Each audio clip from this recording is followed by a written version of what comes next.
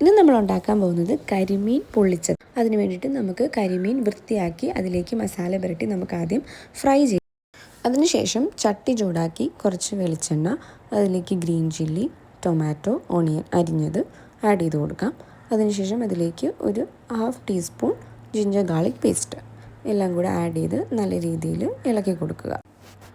ആവശ്യത്തിനുള്ള ഉപ്പും കുറച്ച് കറിവേപ്പിലയും കൂടെ ആഡ് ചെയ്യുക. അത് നന്നായി ഇളക്കി യോജിപ്പിക്കുക.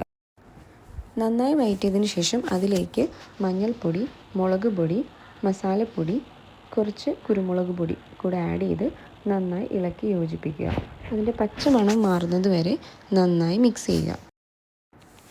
പിന്നെ കുറച്ച് ഫ്ലേവറിന് വേണ്ടിയിട്ട് കുറച്ച് കാഷ്യൂ നട്ടും കൂടെ ഞാൻ ആഡ് ചെയ്ത് കൊടുക്കുന്നുണ്ട്.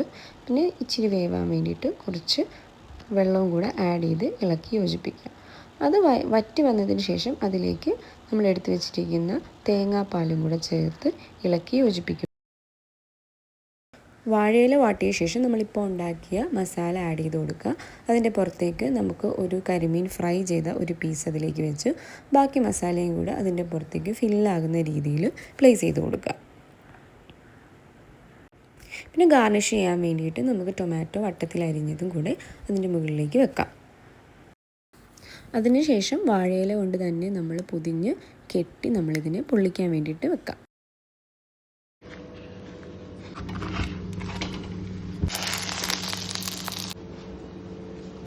നമ്മൾ ഉണ്ടാക്കിയിരിക്കുന്ന കരിമീൻ പൊള്ളിച്ചത് നമുക്ക് ചോറിൻ്റെ കൂടെയും ചപ്പാത്തിയുടെ കൂടെയും അപ്പത്തിൻ്റെ കൂടെയൊക്കെ നന്നായി കഴിക്കാൻ പറ്റും. എല്ലാവരും ട്രൈ ചെയ്ത് നോക്കുക.